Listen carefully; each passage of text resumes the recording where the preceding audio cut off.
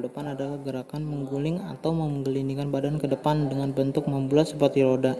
Gerakan roll depan mengandalkan kekuatan tubuh bagian atas dan belakang, yaitu tengkuk, punggung, pinggang, serta panggul bagian belakang.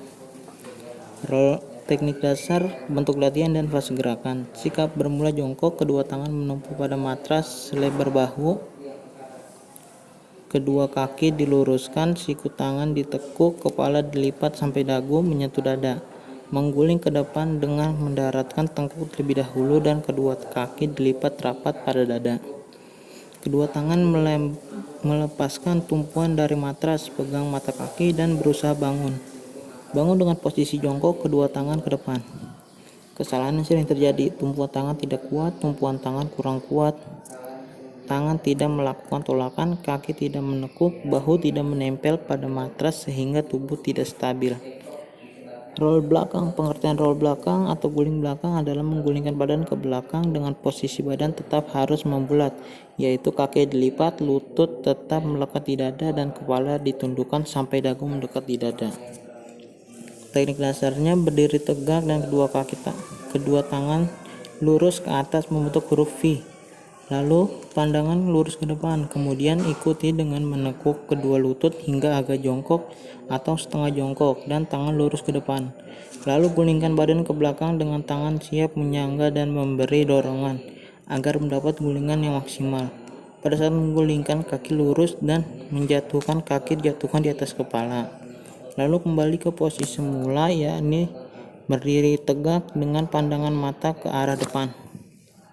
Kesalahan yang sering terjadi pada pemula, penempatan tangan terlalu jauh di belakang dan menyebabkan tidak dapat membuat tolakan. Keseimbangan tubuh kurang baik saat berguling ke belakang. Salah satu tangan yang menumpu kurang kuat atau bukan telapak tangan yang digunakan untuk menumpu bagian matras. Posisi mengguling kurang sempurna, hal ini disebabkan karena kepala menoleh ke samping. Keseimbangan badan tidak terjadi karena mendarat dengan lutut.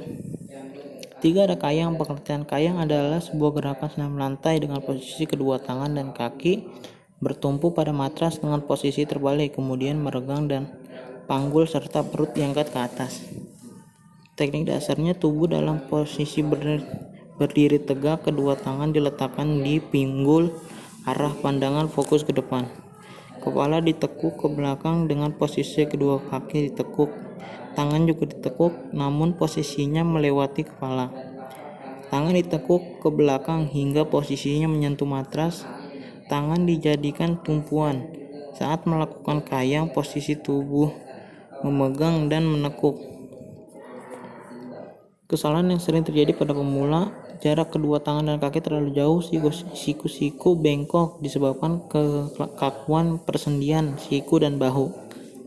Badan kurang melengkung disebabkan kurang lemas atau lentur bagian punggung dan kekakuan pada otot perut. Sikap pala yang terlalu menengadah, ragu dalam memutuskan gerakan apa yang akan dilakukan, kurang keseimbangan. Yang keempat, ada sikap lilin. Pengertian sikap lilin adalah sebuah gerakan senam yang dilakukan di atas matras dengan gerakan kaki tegak berada di atas, sedangkan kepala berada di bawah sehingga menyerupai lilin. Untuk mengawal gerakan ini, badan terlentang terlebih dahulu, kemudian secara perlahan kaki diangkat ke atas dengan otot perut yang dibantu tangan. Teknik dasar sikap lilin: mengambil sikap terlentang, merapatkan dan meluruskan kedua kaki, mengangkat kedua kaki dengan posisi ditekuk, posisi lutut berada di depan wajah, menopang punggung dan dengan kedua tangan, meluruskan kedua tangan ke atas. Kesalahan yang sering terjadi pada pemula, pinggang hanya ditopang dengan menggunakan ibu jari. Kedua kaki cenderung condong ke belakang sehingga berat untuk ditopang serta tidak bisa bertahan dalam waktu yang lama. Kedua kaki cenderung condong ke depan. Penempatan siku-siku tangan terlalu keluar dari garis lebar badan dan yang semestinya. Tidak atau kurang bertumpu pada pundak. Kelima, ada headstand. Pengertian headstand Berdiri dengan menggunakan kepala adalah sikap tegak dengan bertumpu pada kepala dan kedua tangan dengan siku-siku ditekuk dan telapak tangan sebagai tumpuannya. Sama halnya handstand. Handstand juga harus dilakukan di atas landasan atau alas agar mempermudah untuk bertumpu dengan seimbang. Teknik dasar bentuk latihan. Bungkukkan badan dengan dahi dan kedua tangan bertumpu pada lantai. Pastikan dahi dan kedua tangan membentuk segitiga sama sisi. Taruh kepala pas di depan bentuk segitiga. Jalankan kaki pelan-pelan ke depan. Ketika tulang punggung sudah lurus, kuatkan otot perut. Tarik nafas, angkat satu kaki lurus ke atas, lalu kaki yang lainnya ke atas. Kesalahan yang sering terjadi dalam meletakkan kedua telapak tangan dan kepala di matras tidak membentuk segitiga sama sisi. Jarak kedua telapak tangan dan kepala di matras terlalu lebar atau sempit. Pada saat mengangkat panggul dan kaki ke atas terlalu kuat atau lemah sehingga tidak bisa berdiri dengan baik. Keenam, ada meroda. Pengertian gerakan meroda adalah gerakan memutar tubuh dari sikap menyamping dengan tumpuan gerakan berada pada kedua kaki dan tangan.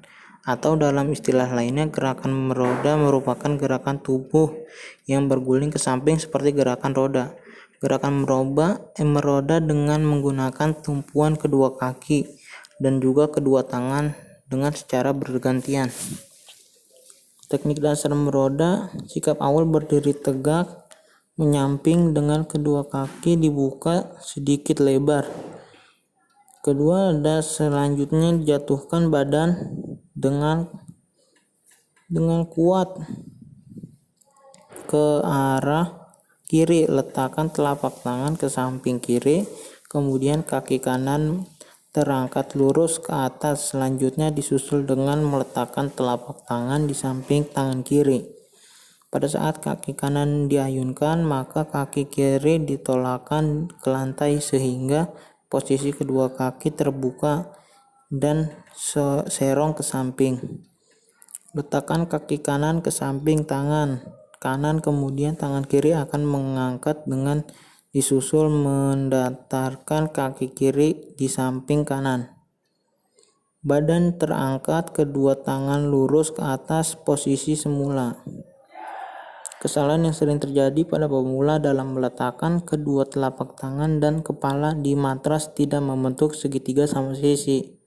Jarak kedua telapak tangan dan kepala di matras terlalu lebar atau sempit. Pada saat mengangkat panggul dan kaki ke atas terlalu kuat atau lemah sehingga tidak bisa berdiri dengan baik.